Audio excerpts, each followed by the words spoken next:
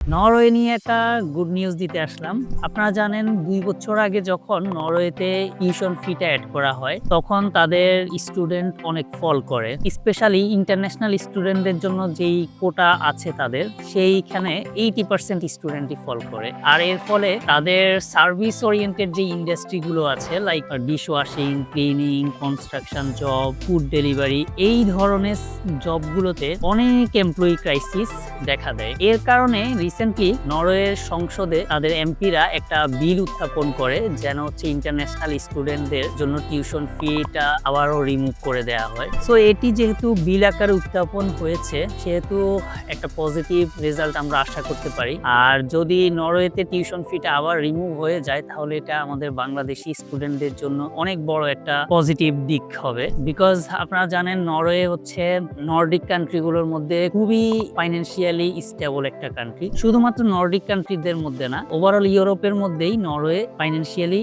এবং ইকোনমিক্যালি খুবই স্ট্রং। কোনো কান্ট্রিগুলো একবার হুট করে খুব টপে চলে যায়, আবার খুব ফল করে।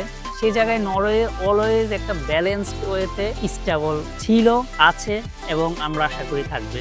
সো আপনারা যারা নরওয়ে নিয়ে ইন্টারেস্টেড, আপনারা এখনই নরওয়ে নিয়ে স্টাডি করতে পারেন, ইউনিভার্সিটিগুলোর ইনফরমেশন কালেক্ট করতে পারেন, নরওয়ে নিয়ে আপনার প্রিপারেশন রাখতে পারেন। Thank you.